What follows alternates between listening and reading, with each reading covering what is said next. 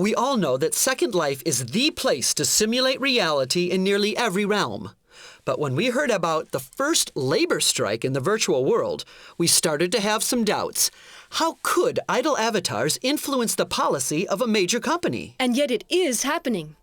A small group of Second Life union activists is organizing a strike in solidarity with employees of the electronics giant IBM in Italy.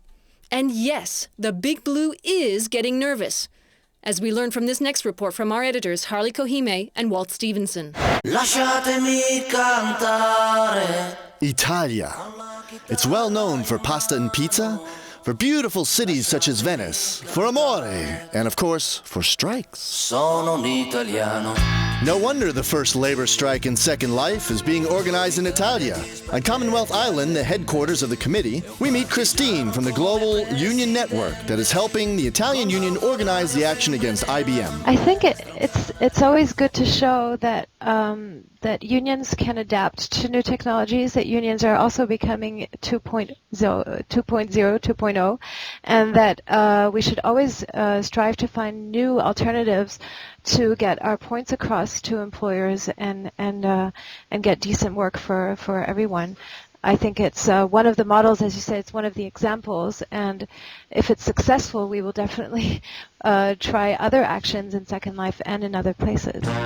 According to Christine, the event that sparked the idea for a strike occurred earlier this year in real-life Italy when IBM workers asked for a small pay rise of only about 60 euros per year.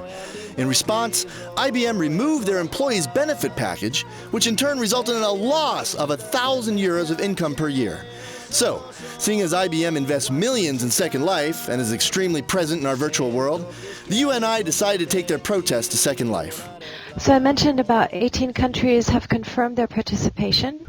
We know that we'll have at least 500 strikers on the day, and we're expecting more because not everyone has subscribed to our mailing list, and we'll just join in solidarity. On the Union Network's website, there's detailed explanation of how to get to Commonwealth Island in SL and how to join the fight. Participants get a strike kit including a t-shirt and a banner. From this platform, hundreds of strikers will be teleported to several sims, including, of course, IBM Islands. However, Christine admits that their goal is not that employees who work for IBM and SL should shut down their activity, which the term strike would suggest. It's what we decided to call it, but it's more of a demonstration from different groups that believe in our struggle for the 9,000 IBM workers in Italy, and it's really to make a point to IBM in a world where they've invested millions, and they are very present. So that's where we started. We thought we'd bring it. Officially, IBM refuses to comment about the strike. But Christine knows that in Italy, they're already facing a small PR disaster, which shows that their efforts have already worked even before they started. They did tell us, you don't have to go on strike anymore. We already have all the bad publicity we need. Computer technology is improving our life. If the virtual strike forces IBM to pay their employees' packages again, it'd be an extraordinary piece of evidence that this thesis is actually true. And now, back to Kira and Christoph. And don't even think about it, you guys. Too late, Walt, my dear old boss. Hey, Kira, why don't we go on strike? Well, maybe because we love our jobs, Chris? Wait, I'll have to think about that one. In the meantime, take a look at this. From now on, every Thursday, the IDEA Company is holding their Exhibition Day. Come to IDEA Virtual Island and be involved in discussions and see the companies on display. Every Thursday, 5 to 7 a.m. SL time. Be there or be square. Here we are again. Hey, Christoph, here's a question. Why do most male avatars look like they just stepped out of GQ magazine? Well, probably for the same reason that most women in SL look like they want to pose for Playboy? Yes, Chris, but at least some of the residents choose freely to look anything but perfect. That's right, Kira. And here's our reporter, Mommy Dupre, with a few thoughts on why we choose to look the way we do. Variety is the spice of life, or so the saying goes. If that were true, it doesn't explain why so many avatars look like Barbie and Ken dolls. Maybe the vast majority of us lack the skill or imagination to alter our default look. Maybe we're all trying to conform to the ideal appearance promoted by popular culture.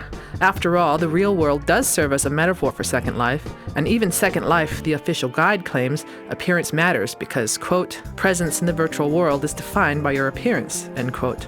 Tao Takashi is yellow. Basically, I was just experimenting with textures and I just uploaded a new texture for my funky yellow house, and I was thinking how it might look on myself, so I applied the texture to myself. Well, I thought it looked good, and so it simply stayed. Being yellow also sort of became a brand of myself. People recognize me. There is a growing body of research exploring issues of avatars and identities. Among them is Nick Yee's The Daedalus Project. His project compiles the survey results of over 35,000 users of internet game spaces in order to study user demographics and motivations for playing.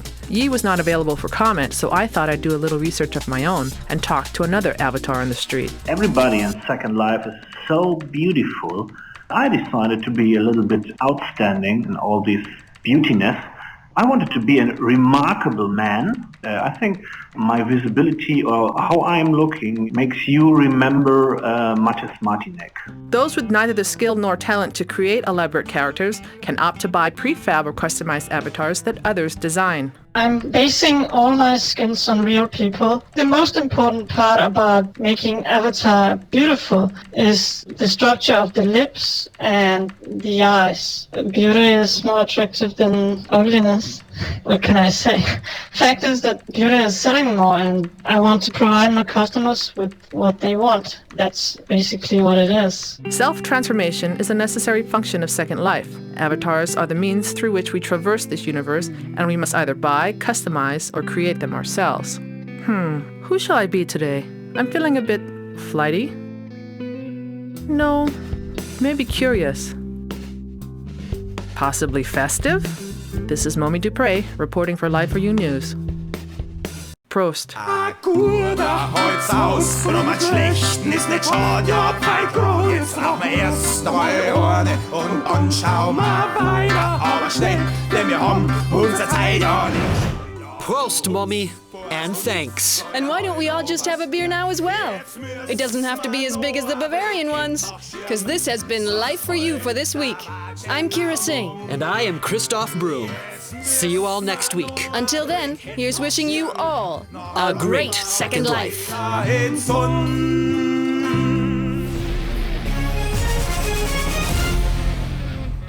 For information, comments, and suggestions, visit our website, www.life4you.tv.